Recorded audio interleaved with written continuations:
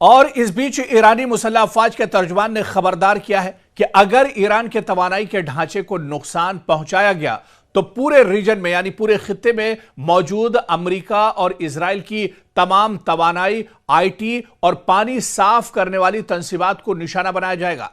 इस बीच ईरान ने 6 बड़े मुतालबात भी इजराइल और अमेरिका से किए हैं।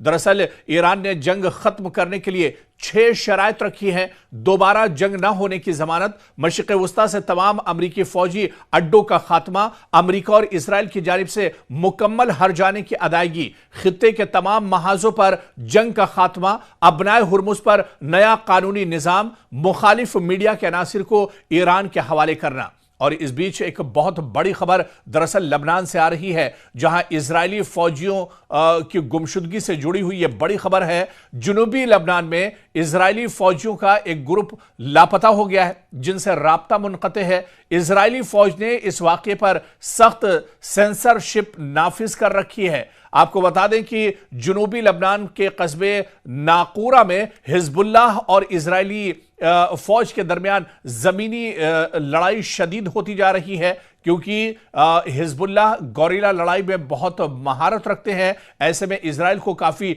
परेशानियों का सामना करना पड़ रहा है। और इस बीच आपको बता दें कि इजराइल का काफी जानी नुकसान हुआ है। ईरान ने जुनूबी इजराइल के इलाकों डिमोना और अराद को निशाना बनाया है, जिसमें कई अफराद मारे गए हैं और तकरीबन 200 से ज्यादा अफराद जख्मी हुए हैं। यह हमले इजराइल के लिए जानी लिहाज से अब तक के सबसे घातक हमले एक तरह से साबित हुए हैं। और इस बीच एक और बड़ी खबर आपको बता दें कि अमरीकी फजाइया ने तस्दीक की है कि लुजियाना में वाक़े बारिक सिडिल एयरबेस, जो जौहरी कमांड सेंटर है, इस पर 1 हफ्ते से ज्यादा अरसे तक नामालूम ड्रोन्स परवाज करते रहे, जिन्हें रोका नहीं जा सका है।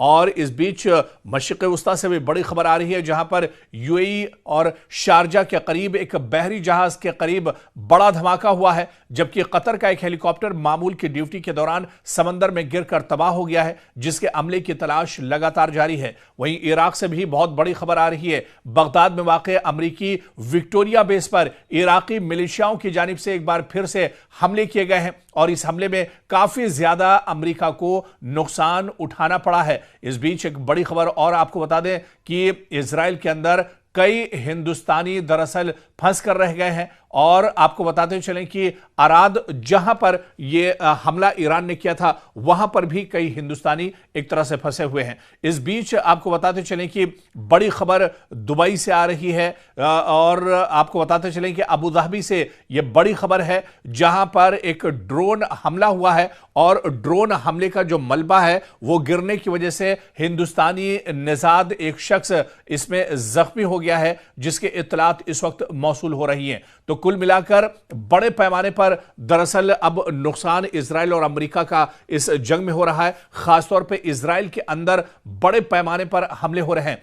इस बीच मशरिक़ वस्ता से एक बार फिर बड़ी खबर आ रही है। मशरिक़ वस्ता के दरअसल कई शहरों में, कई ममालिक में ईरान लगातार अपने ड्रोन भेज रहा है, ड्रोन के जरिए से हमले कर रहा है। और बहरीन से बड़ी खबर आ रही है, जहां पर ड्रोन से ईरान ने हमला किया है। इसके अलावा यूएई से बड़ी खबर आ रही है, यहां पर भी ईरान ने निशाना साधा है। अबू धाबी से बड़ी खबर आ रही है, जहां पर ईरान ने निशाना साधा है। सऊदी अरब से भी कुछ इसी तरह की खबरें आ रही हैं। हालांकि सऊदी अरब से खबर है कि ईरान के ड्रोन को मार गिराया गया है, एक तरह से कर लिया गया है। और इस बीच बड़ी खबर, जो एक चौंकाने वाली खबर आ रही है कि अमेरिका का जो मिसाइल का स्टॉक है वो अब एक तरह से खत्म हो रहा है। और जो कंपनियां या फिर जहां पर मिसाइल तैयार होते हैं अमेरिका के अंदर, वो इतनी तेजी से मिसाइल तैयार नहीं कर पा रहे हैं जितनी तेजी से अमेरिका मिसाइल का इस्तेमाल कर रहा है। तो कहीं ना कहीं एक बहुत बड़ा झटका इस जंग को इजराइल और अमेरिका के बारे में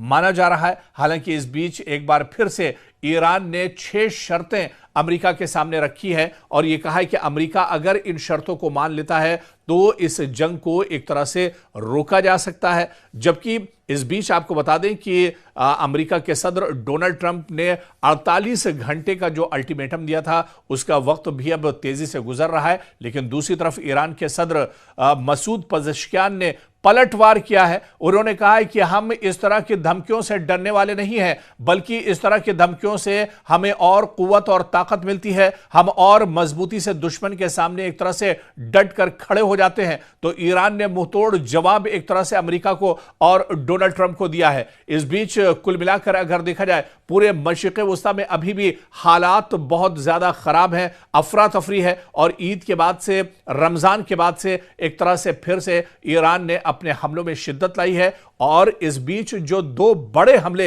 ईरान की तरफ से किए गए हैं, एक डिमोना शहर पर हमला और दूसरा अराद शहर पर हमला, ये दोनों हमले अभी तक के ईरान के सबसे बड़े हमले माने जा रहे हैं, जिसमें इजराइल को बहुत ज्यादा जानी और माली नुकसान उठाना पड़ा है। खुद इजराइल के वज़ीर आज़म बिन्यामिन नेतन्याहू ने कहा है कि यह हमला दरअसल इजराइल पर बहुत बड़ा हमला है। यह रात इजराइल की बहुत मुश्किल से गुजरी है, जिस रात डिमोना और अराद पर हमला किया गया है। डिमोना और अराद में तकरीबन 1-1.5 किलोमीटर के अंदर सिर्फ और सिर्फ तबाही नजर आ रही है। चारों तरफ मलबा ही मलबा नजर आ रहा है, घर टूटे बिखरे पड़े हुए हैं, लोग अफरा तफरी के शिकार हैं, लोगों में डर देखा जा रहा है। अभी तक दरअसल इजराइल में यह होता था कि जैसे ही खतरे का सायरन बजता था, लोग टनल्स के अंदर चले जाते थे, जेर जमीन जो गुफाएं बनी हैं वहां पर लोग एक तरह से सहारा लेते थे। लेकिन अब आपको बता दें कि इजराइल के अंदर लोग टनल के अंदर या गुफाओं के अंदर भी एक तरह से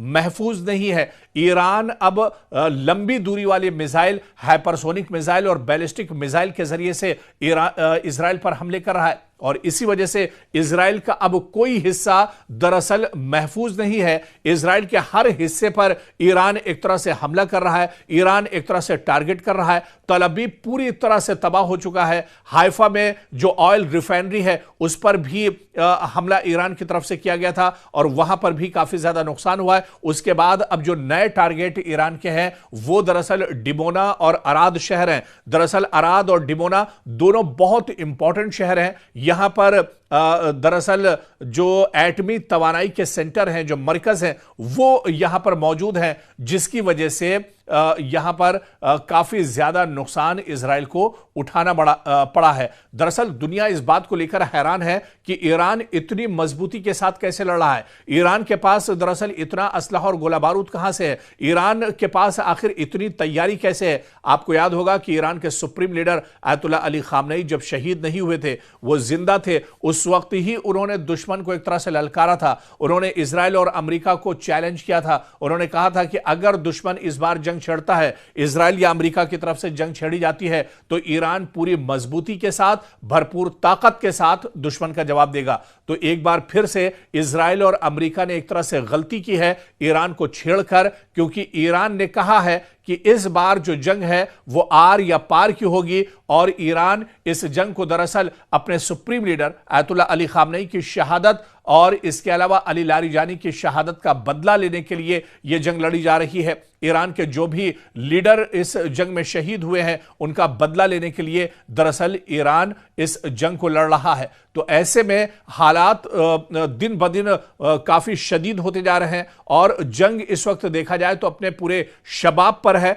अमेरिका और इजराइल की तरफ से ईरान पर जिस तरह से हमले हो रहे हैं उससे कहीं जोरदार तरीके से ईरान लगातार पलटवार कर रहा है और डियागो गार्सिया में जिस तरह से ईरान ने हमला किया है, ऐसे में पूरी दुनिया अब हैरान है और एक तरह से जो अमेरिका का बहुत बड़ा एयरबेस गार्सिया में मौजूद है, यहां पर ईरान ने हमला करके दरअसल सबको चौंका दिया है। तो लगातार ईरान की तरफ से अटैक किए जा रहे हैं, लगातार जंग का दायरा भी अब बढ़ता नजर आ रहा है।